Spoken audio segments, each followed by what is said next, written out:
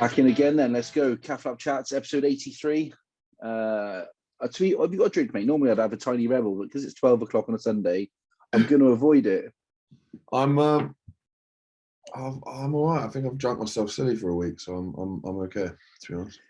Back in the UK, what's news then? What's going on? How's things, Mr. George Kruis? Not much. Like, finished up in Japan now for the year. And I head back over there in end of October, so I got a ridiculous break. And then just a bit of business, focusing on that in the next few months, and just cracking on, seeing a lot of people. Really, I think obviously with COVID, we didn't get to see a lot of people before, and now things seem to have been opening up a fair bit. I wouldn't have seen them in Japan, so just trying to get around and see people. I think my brother, I've just had my brother's wedding, which was good. So a little bit dusty off the back of that, but we're here. So where do you want to start, pal? I mean, you must do tons of these. Like, do you want to start with Japan, 4, 5, life? Like, what's you take the pick. You're the boss. Well, do you want, right? First things first. Lions, mate. 8. Alwyn Jones out yesterday. Where were you with that? Were you in contention at all? Going to Japan completely ruled you out. Like, what's the latest with the Lions? Because you're obviously previous line in 2017. What's the crack with that then, pal? Not a lot, really. I think we'd had some discussions pre me going to Japan, saying would this rule me out and so on. There's been some talk, but nothing clearly coming of it, which is completely fair enough. I've definitely distanced myself, taking myself out to Japan, and you just got to weigh up those things. The benefits of doing an experience like that versus the drawbacks of a possibility of going on a tour like the Lions. So I'm comfortable with my decisions, but that's kind of the way it is at the moment. Do you, and you don't have to go into conversations, I appreciate that some things have got to be kept private, but do you speak to a Warren Gatland? I know you spoke to Eddie before you went to Japan, but do you speak to a Warren Gatland or some of the coaches before you go or whilst you're there, just to keep in touch and say, here's my fitness levels at the moment, here's how I'm playing? Or is it a case of, look, see how you go, we might chat to you one day? I think because the Japan thing for me was quite I thought about it a long while. In doing so, I had gathered a lot of opinions off coaches. So it wasn't just a rash decision. So for me, I had that opportunity to talk to coaches around it, where if I still had international or any aspirations on that side, then where that would put me and so on before I left. So I had good conversations with all parties that I would have wanted to talk to, so I get a good scope of what's going on. Still hope.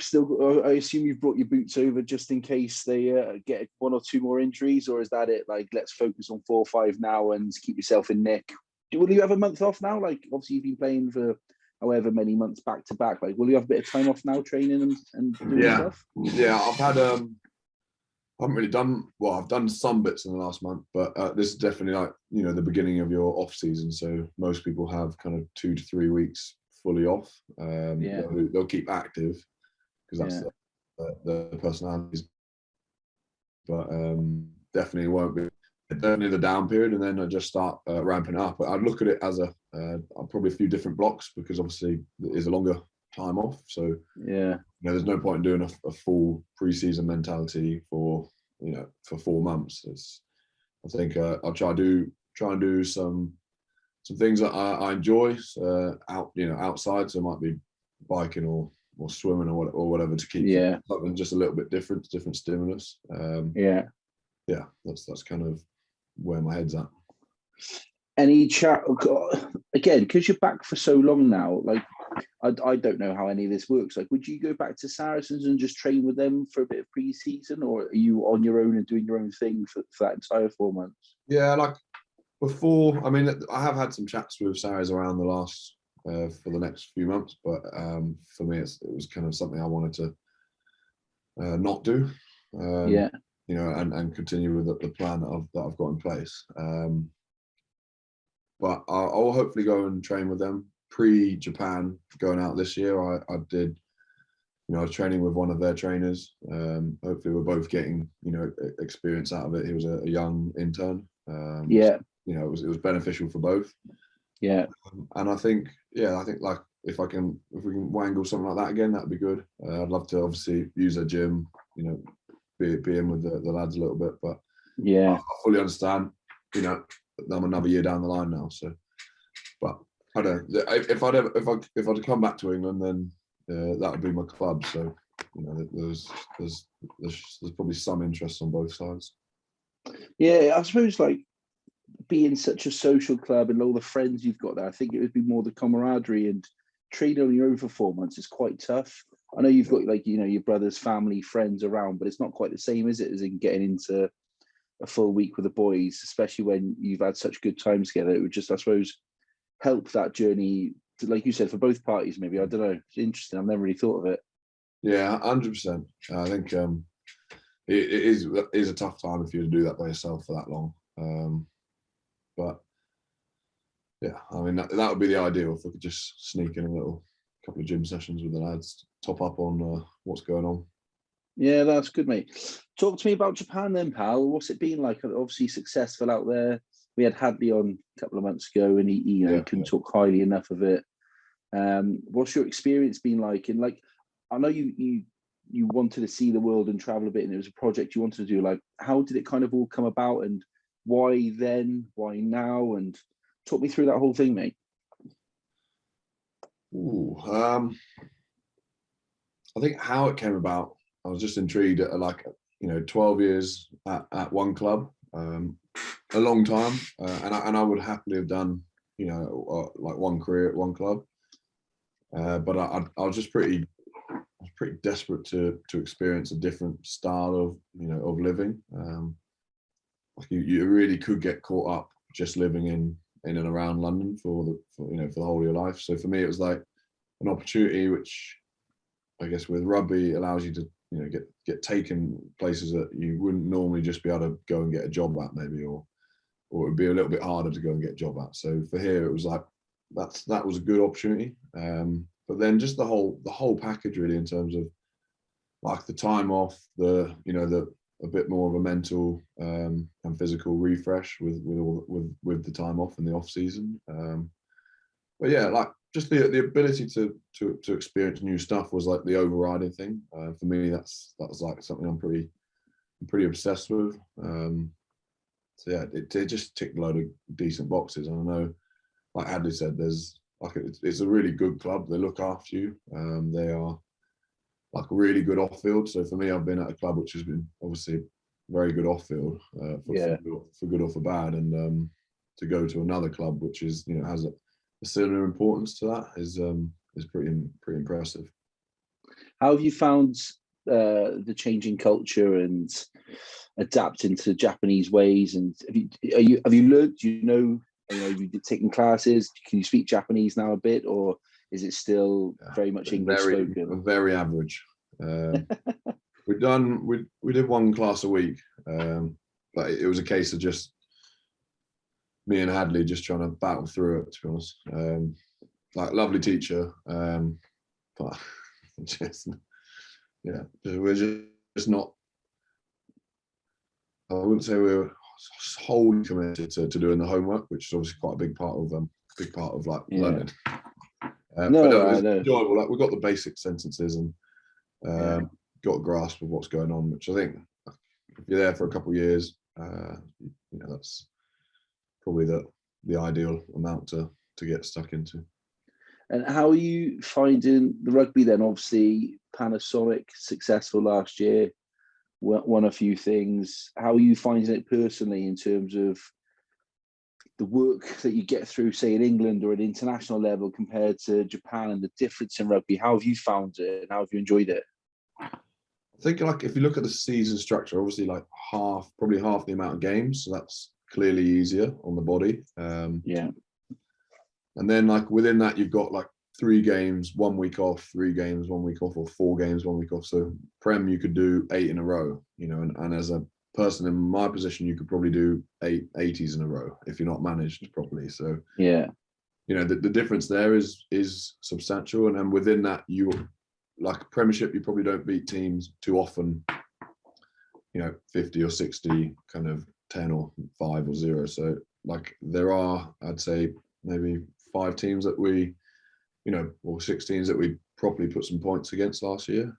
yeah. So for that, in terms of that, it's not that as a physical game, but then there are like you're like sort of kind of Kobe, Centauri, Toyota who do have class teams and will give you a good physical game. So for me, like the balance was nice. Definitely like less physical load on your body in total if you add it up. But like I said, there were games which were as good as any others. So some clearly some world class players out there as well, the likes of Bowden Barrett and so on. So yeah, it's been interesting, like completely different, and body-wise, definitely felt substantially better throughout the season. Do you, like you mentioned Bowden Barrett then, like do you catch up with players like that? Because you must know some of these players obviously from internationals and other tours and stuff. Like do you catch them after in a few beers, or because you travel so much to play, like is it kind of play back home, might have a beer when we get back then? Yeah, I think normally it would be a case of like, a couple of beers after the game. A lot of the games are in either Osaka or Tokyo. It's not like you do a home and away game for some reason. It's like the game is wherever the game is. So and most of them end up in, like I said, Tokyo or Osaka. So you do, like before, supposedly, you could, a lot of people stick around, probably go for a few beers, like get some meal and then end up on the last train home. Yeah. But this season, obviously, because of COVID, it was a bit more, like you touch base with players after game, but nothing really too much post game. Yeah, got to be safe, I suppose. And how long can you see yourself out there for? Like, you mentioned you got another year. Like, is that it now? Like, good few years, or? I don't know. I promised my mum that I'd go. I wouldn't do more than 2, but we'll see. You see, my brother said he'd go to Hong Kong for 2 years. He's been there for 10 years, so I think she's a little bit aware that we're all kind of. It's quite an interesting place. So I think she's a little bit concerned that I'll end up there for life. But I think 2 years. But we'll see. Obviously, you got a business as well, which is, at some point, obviously, it's growing so much at the moment. You're still obviously you're looking lean, to be fair, pal. In the face, you're looking quite a little bit, yeah, I'm quite trim. And so are you, mate. Well, that's a lie, mate. I've spent 2 months flat out on the piss eating everything, but thanks for that. I'll give you a tenner after. Say thank you. Yeah, a little bit lighter, but yeah, I guess you don't have to be as heavy as 118 or so when you're kind of playing against big French teams and international teams as well.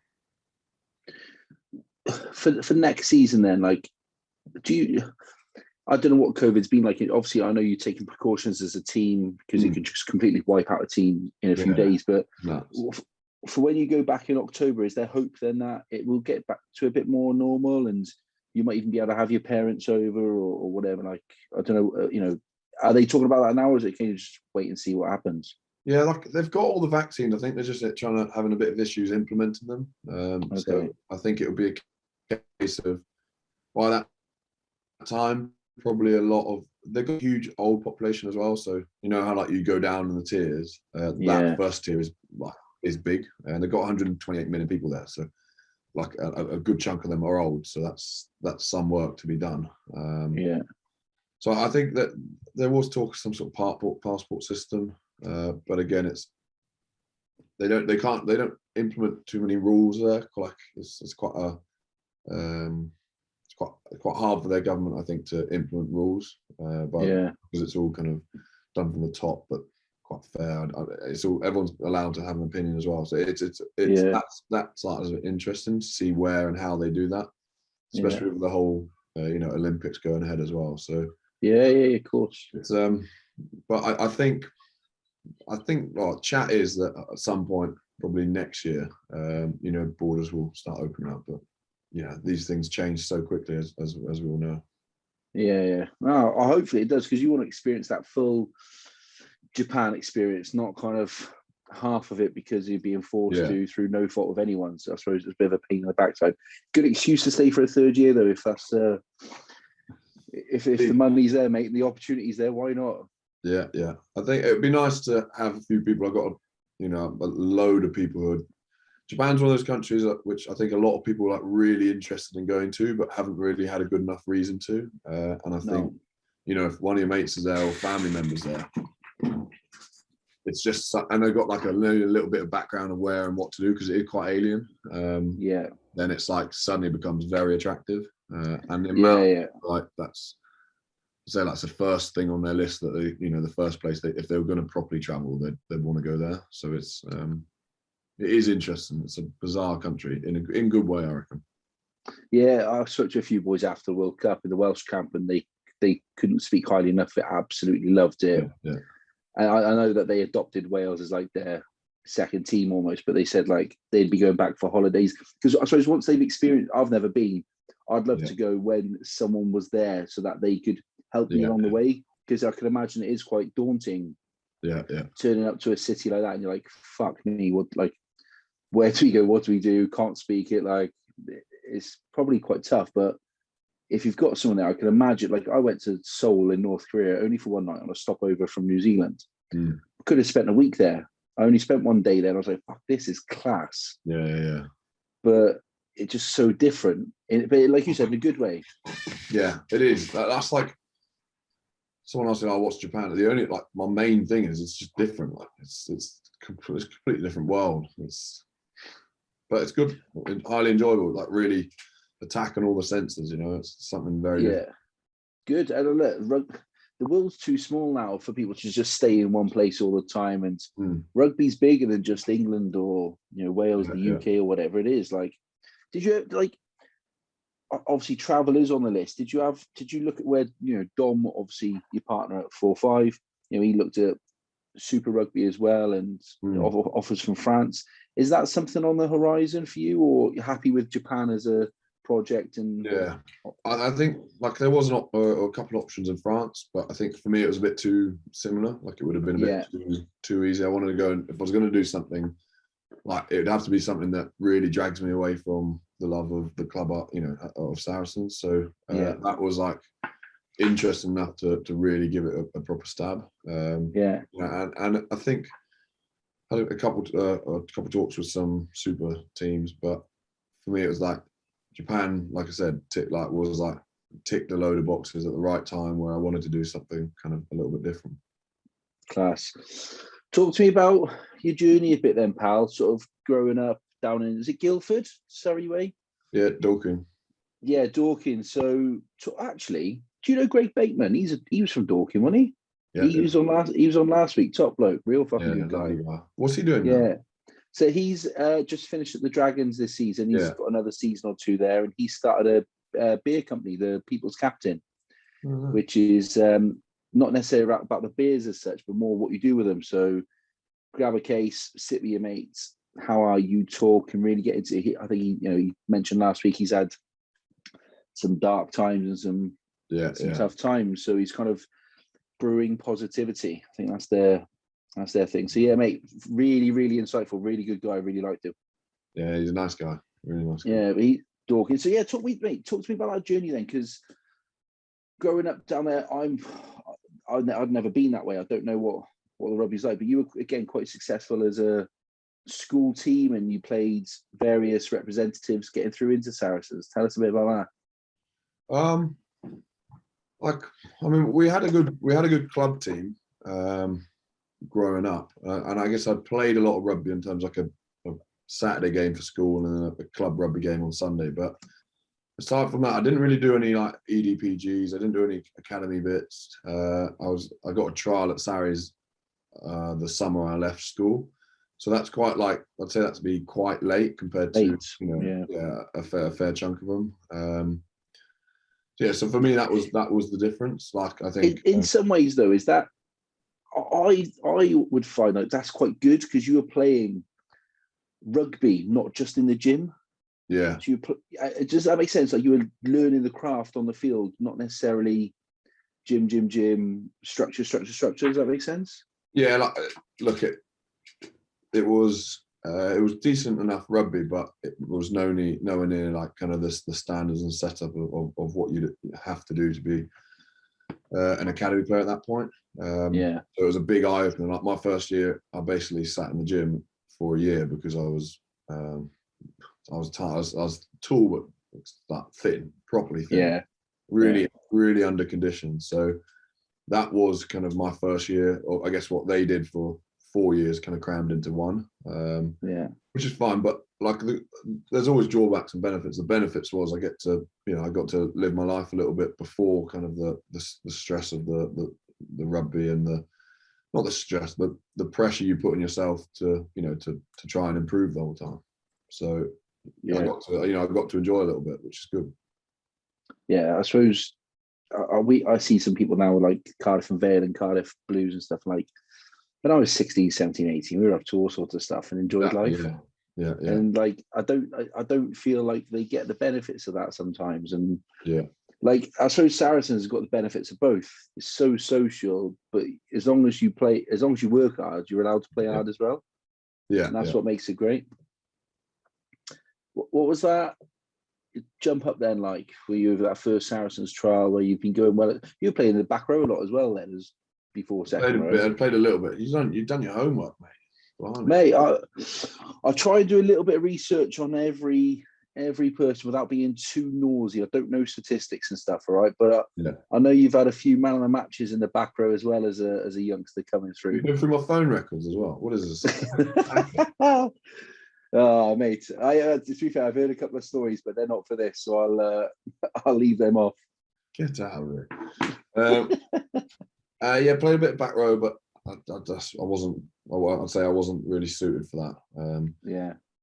I've got like certain strengths, I think, which would be very suited to a bit more of a set piece lock. So I think that's kind of where I've ended up, which is all good. And it was definitely a step up. Like I talked about, I'd associated rugby with more having fun, like kind of quite social.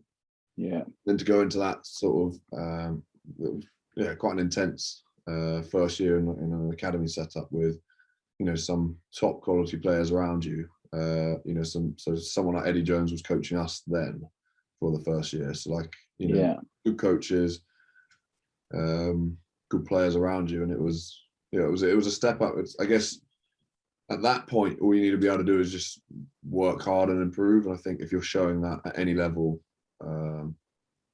you'll be progressing.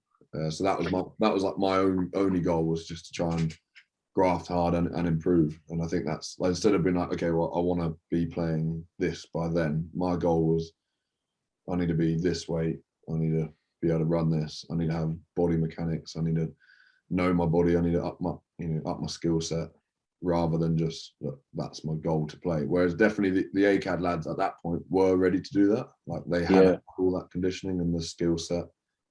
So it's just, as long as you're showing improvement, I think at that age, like people will want you. Do you get, I mean, look, we don't know each other really well, but know each other enough to be quite honest about certain things. Did you find stuff like that daunting? Because you seem like such a chilled character. Like whenever I've been around you, nothing really phases you. It's kind of just, I'll just take it my stride and off we go. Like, did you find that daunting stepping into those academies and then into that first team where you have got world-class operators and big personalities and characters? Or do you just take that in your stride as well and just go, look, I'm here to learn, off we go. What do you need me to do? Probably a bit of both, but like I said, the overriding thing for me was I knew the only thing I could do at that point was just improve, and I think that's all they were looking for. So it was quite an easy process for me. If I'm showing improvements in weight, in lifting, in speed and fitness, that's an easy gig. Like you can get after that pretty quickly. It's pretty. It's not like a pressure thing in terms of like you need to be improving on your kick statistics, under pressure in big games. Like that's something which is further down the line. for me, it was like you need it. Like I said, you need to improve these like standard KPIs, and then you're off. So that's a bit easier on the mind, I'd say.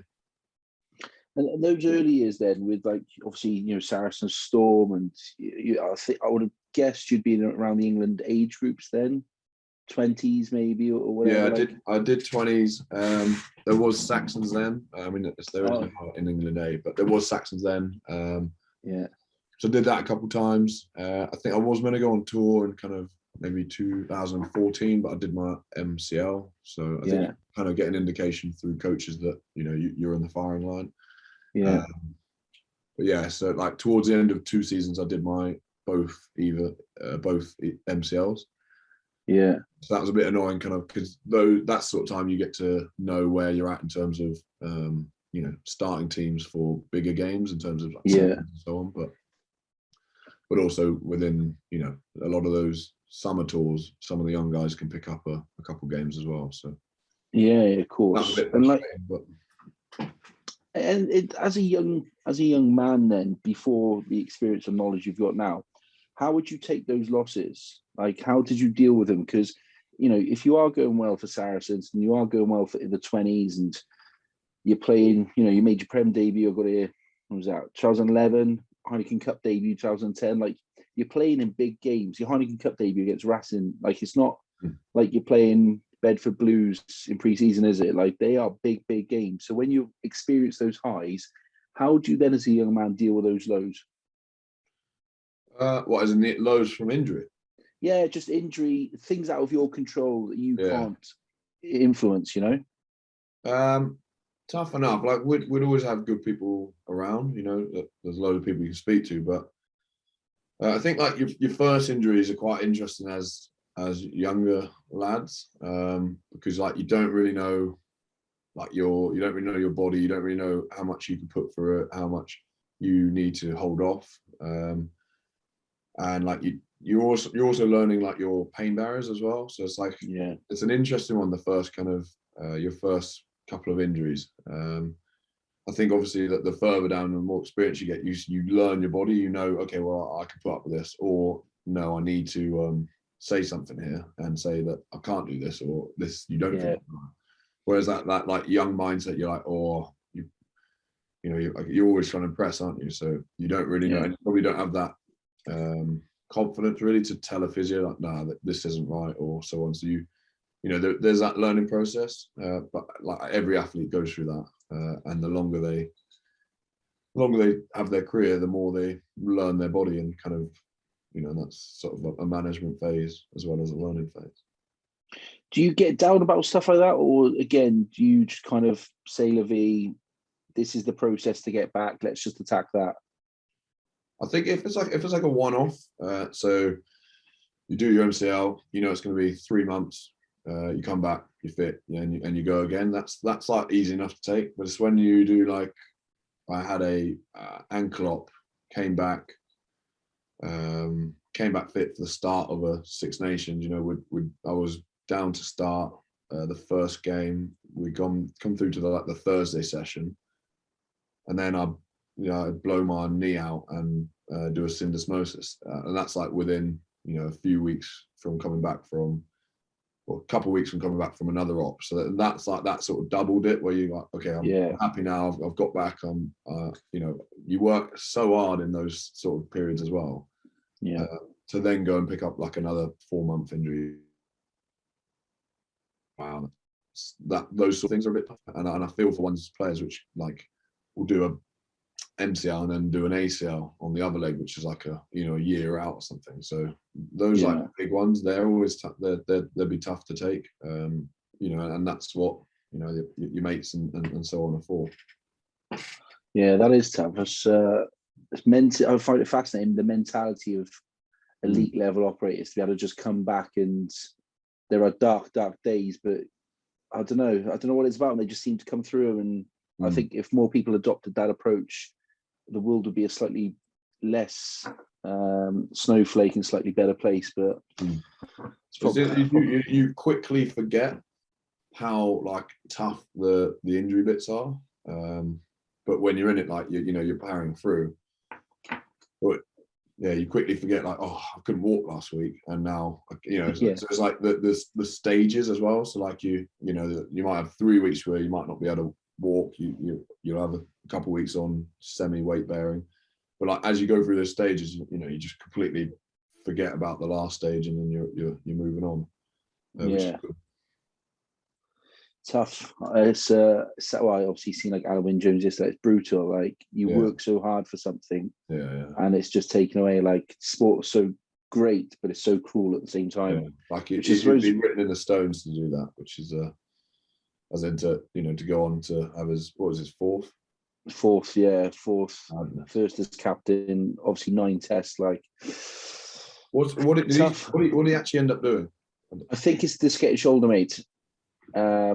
So Adam Beard has been called up, the Welsh second row. He went quite well in the Six Nations, to be fair. And Tipperick as well. I think might be the same injury, and Navidi's been called up. And again, Navidi went well in the Six Nations, so it's brutal. But I suppose that's sport. Like you sign up for the possibility that these things might happen. You just kind of hope they don't. Yeah. And you can't ease in as well, because otherwise, it's just as bad.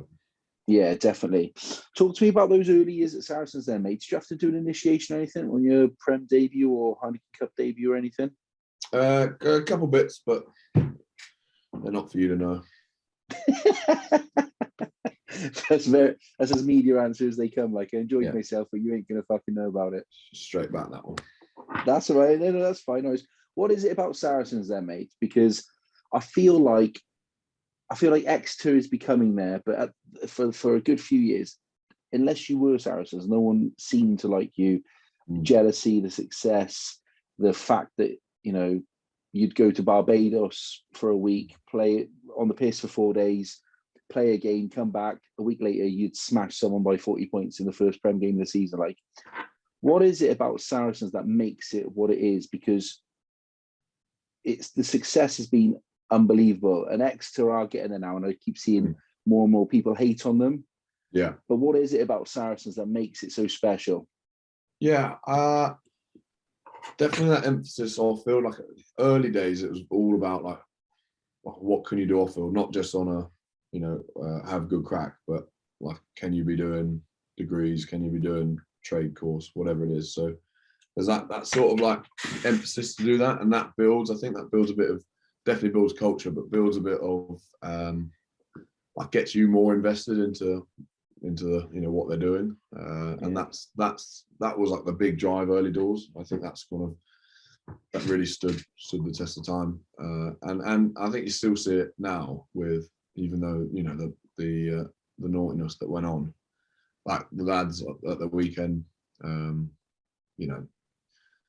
obviously it is a different standard, but Ealing are a decent enough team. They're not a bunch of idiots. So yeah, to see them power through, and the enjoyment, and definitely you could see that sort of buzz a little bit back again. Was I'm really intrigued to see how they go next year. I've got a lot of confidence. It seems like it's full of good people, so it doesn't matter how good a rugby player you are. If you're a dickhead, you won't last there.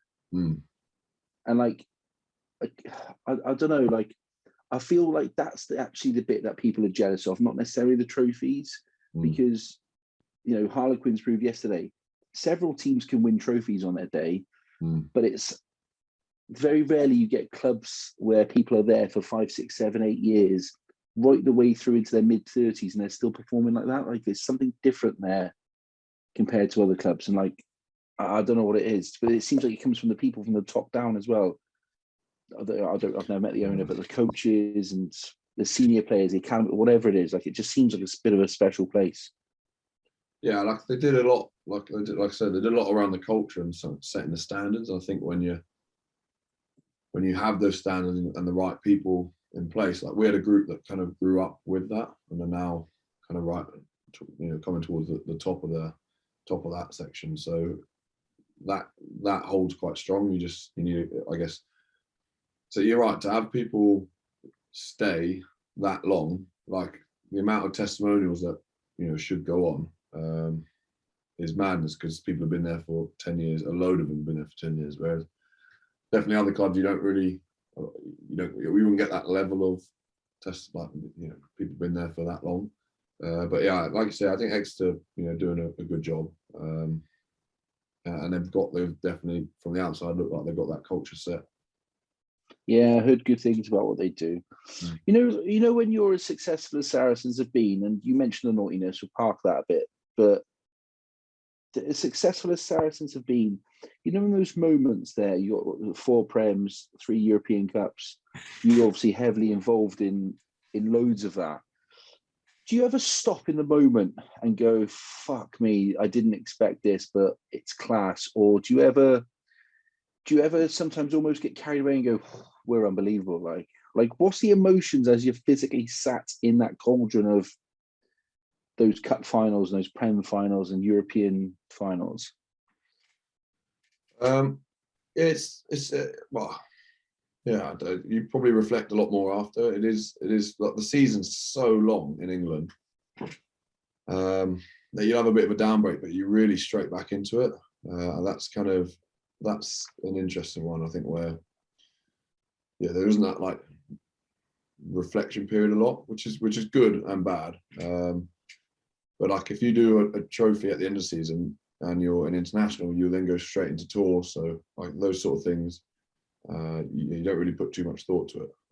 But I definitely, like, since going to maybe Japan and looking back a bit more, like it's always nice to win trophies because they come with decent memories around them as well. So was there a level of expectation, after you've won like the first Prem, and then I think it was 2016 you did the double, going like after those first couple of seasons there, was there a level of expectation then? Obviously, yes, this is where we want to be competing, but actually on those semi-final and final match days, we can't be beaten. Like, we've got this. If we do what we do, we know we're going to win. Or was there underdog and try and play down the hype, if that makes sense? I think there's a massive confidence in the squad because of probably 2 things. That I think our bench was unbelievable, but also I think the coaching was a standard which was very, very high as well. So you kind of like you can rely on the fact that the analysis is always going to be good. It's going to be more often lots like quite player driven as well. So that gives the team confidence. But then like a lot of those big games would have won in the second half as well. So I think that confidence, knowing that you got a solid squad, that has been together for a while. It's not just like a rotating squad. I think that's something which definitely filled us with confidence.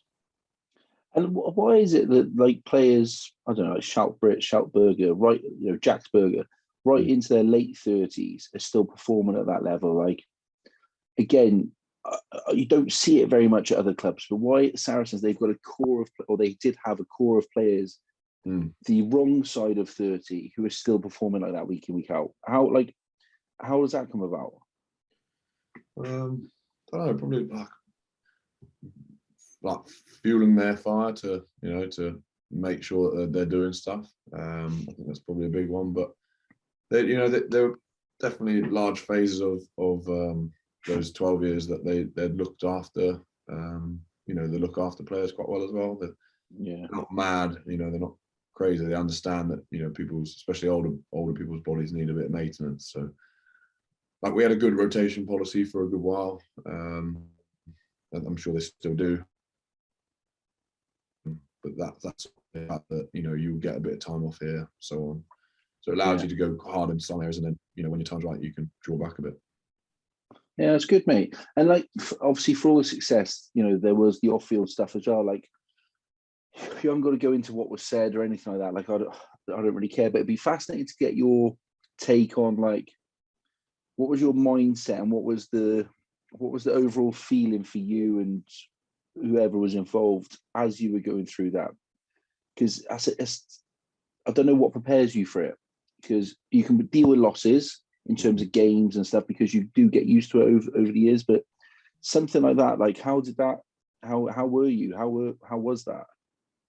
Yeah, like we're players. We just got to crack on and do our role, which is to play rugby. I think everything else above gets sorted out regardless. So yeah, our mindset was just to continue playing. Pretty boring answer, but that's like all we could do.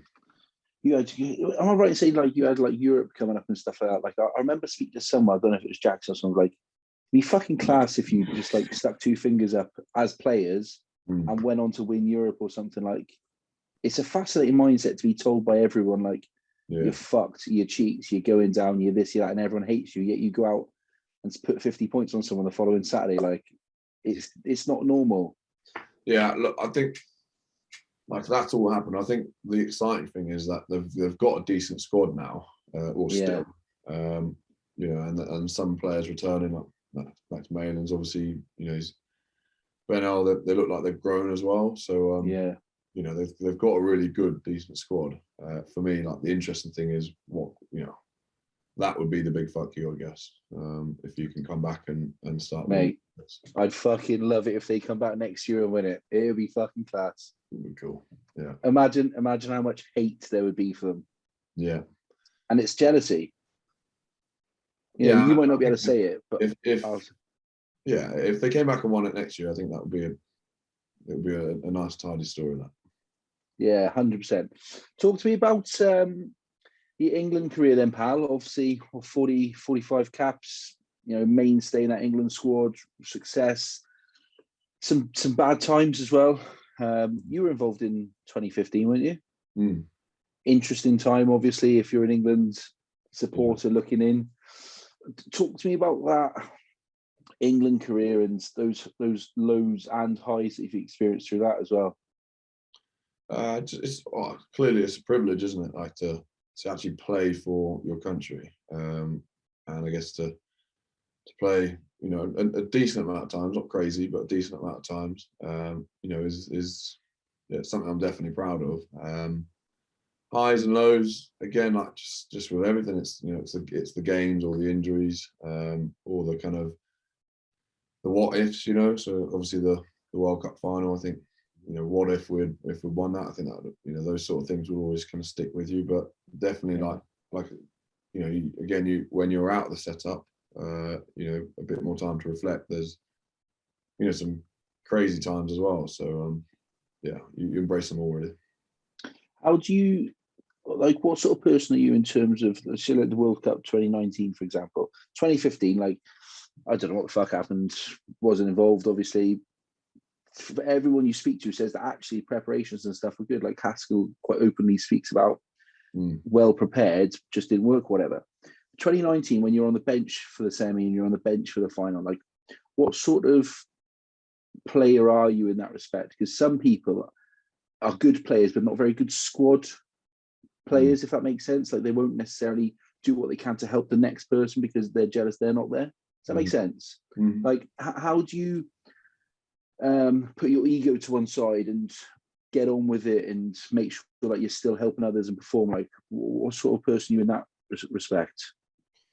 I think it's pretty easy in those situations because, like, the magnitude of what's going on, you know, if you're not team first and there's, you know, like you're damaging the team, and you then probably are damaging your chance to, on a selfish level, to, you know, win a World Cup or so. So like it's quite clear cut, I'd say. If you want to try and add to the team to win a World Cup, then that's something you just immediately put beside and crack on with a kind of a team first mentality. What happened in the final? Like, what's your take on that in terms of the performance against New Zealand? Obviously, one of the best we've ever seen. And the following week, then, like, what happened what happened for you, and why? Like, why wasn't it backed up 2 weeks in a row? For someone who doesn't play professional sport and people listening, like, what's your take on that?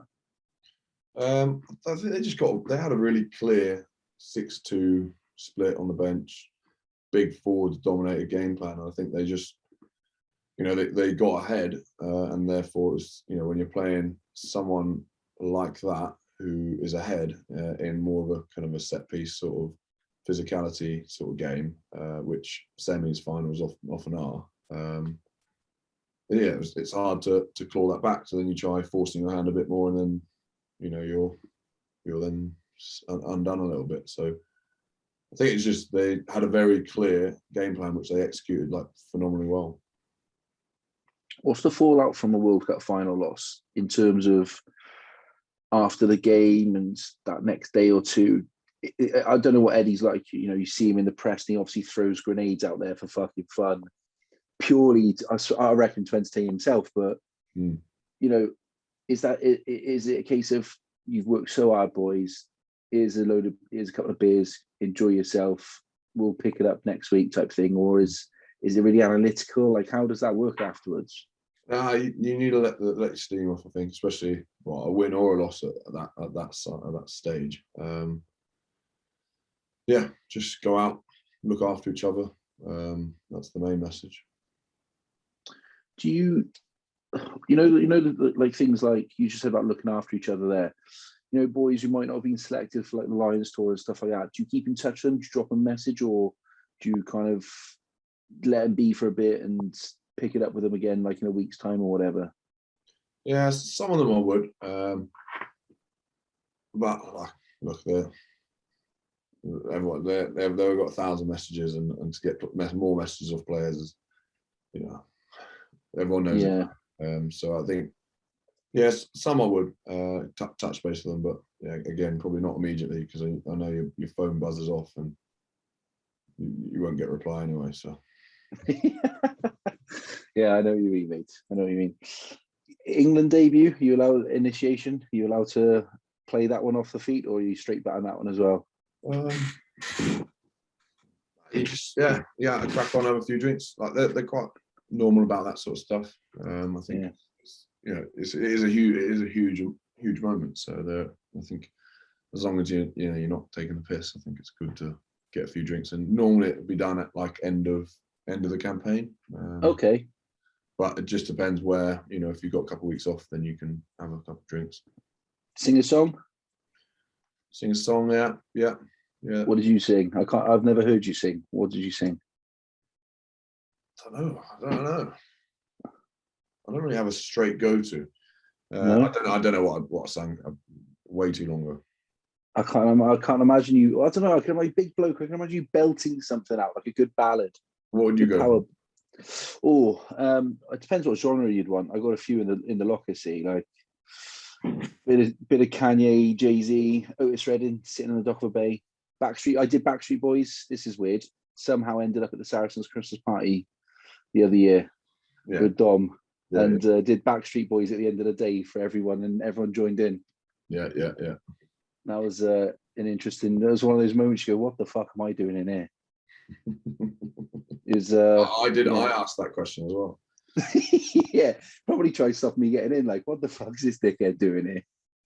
It's funny. Like, obviously, off the back of Dom's wedding, I walked in, and like Sophie Harris jumps on you, and Esther, and you're just like, and all the blokes are going, "Who the fuck is this guy? Like, why are women jumping on him?" It's good times, though, mate. Good times. Hey, look, we obviously did a pod about 4 or 5 and where that's going. But what's the future? I know it's going well. You're going to be working on it obviously a lot more intensely over the next couple of months. Like, how have you found that balancing work with being away and playing rugby, and what's the future for that? Balance wise, doable. Just like me and Dom, I guess, aren't just like faces or anything. Like we're fully in the guts of it. So, balancing wise, been tough enough, but like still very doable. And it's like really good to be still in touch with rugby and obviously business. So that's good. Future wise, just really positive. Like we've got our nutrition range. We're going into a few more retails. And we've taken on board investment from like a really amazing group of investors, as well as kind of 8+ international athletes. So it's an interesting space at the moment for us. We could do really well, and we could spend our raise poorly. So our goal is to try and get people in who can make those decisions to put the money in the right places, because probably like now this sort of, we're building to a spot where we need those consultants, that sort of stuff. But yeah, like I'm really passionate about it, and it's something that is like completely captured my attention and my time and my efforts, and something which, there's loads of decent stuff we're doing as well, a lot around player transition, especially with the group of investors that we've got. We've got team players on board, which is more leaning towards like, helping them rather than just look, here's cash, post this, blah blah blah, very transactional. For us, it's like, how can we actually look at what they're doing? Have we got contacts in this area, like where are they light? So for me, that's good, as well as supporting grassroots sports charities as well. So there's loads we're up to. We try not to spread ourselves too thin, but yeah, like I said, we're pretty passionate about what we're doing. Yeah, we've obviously had a couple of the team players on, Riley and Leon, who is the coolest man in golf. Fair play to him. I liked him a lot. Real good guy. And they again spoke highly about, I suppose, what you would call that off-field stuff that you're trying to help people with. So fair play to you. Like not a lot of companies do that, give back in that way. So the future for you, mate, you mentioned obviously Japan for another year. Have you thought further than that, or just enjoy it while you can? Enjoy it. Like at my point, I want to give myself as many options as possible. So whether that's being able to do Japan again, whether it's going into business, whether it's coming back to play at Saracens, like I want to keep those doors very open, because I think there's like, and part of this whole transition thing is like, sometimes there's not enough doors for players to to make calculated decisions based on what they need to. Sometimes the only thing that is open is a downgraded contract for a couple more years where their body, their mind isn't into it. That's where I think you get the issues post sport. So for me, my main goal is collect experiences, collect memories, but also keep a load of options open. And international still open, or again just see where you end up after Japan? Yeah, again, if I go back to England, then that's something that would be right at the top of the list of stuff I want to get stuck into. I think that the idea of a 2023 World Cup would be unbelievable, but again, you got to play. They're just thoughts. You got to play right. You got to be in the right teams. You got to be in the right place, and your body's got to be in the right place. So, do you get a text off Eddie now and again? Just how you doing? Still trucking along? Yeah. Like he's got some connections in Japan, so there's lots of bits. He's been out a couple of times. We caught up a few times. So yeah, it's touching base. Like we get along on from in a general level as well. So decent guy. Yeah, I from what I hear when he's on various shows, I really like him, and he doesn't care for people's opinions, which previous, again, I don't know, so I'm hypothesizing here, but previous regimes worry a bit too much about what others have to think and say. So I like the fact he throws a cannon out and everyone fucking jumps on it, and it's on the press. He's probably chuckling to himself like, fucking idiots. Yeah. Good, mate. Anything else that's going on you want to say? No, not really. All good, really. Good, mate. Good. You look happy, mate. You look like you're enjoying yourself. I'm fucking knackered. So I yawned a couple of times there, mate. I've had 2 huge nights.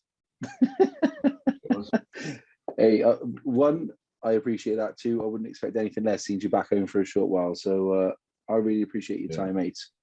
Just want to say a big thanks to Tiny Rebel Brewery, who gives us a couple of beers every episode. Check out catflapchats.com for our merch, back catalogue, and our sponsors. Mr. George Kruis, where can people find you? Where can people find 45 CBD on socials?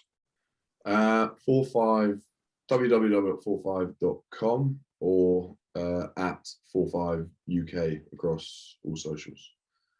Lovely stuff. Top man, appreciate it. Look after yourself. Cheers, mate. Enjoy the off season. Enjoy catching up with people again. Yeah. If we're down that way, I'll drop you a note and grab a coffee or something, all right, boy? Beautiful. Easy. Have a good one. And you, mate, you look after yourself. Take care. Thank you, pal. Cheers, Mikey. Bye-bye. Bye-bye.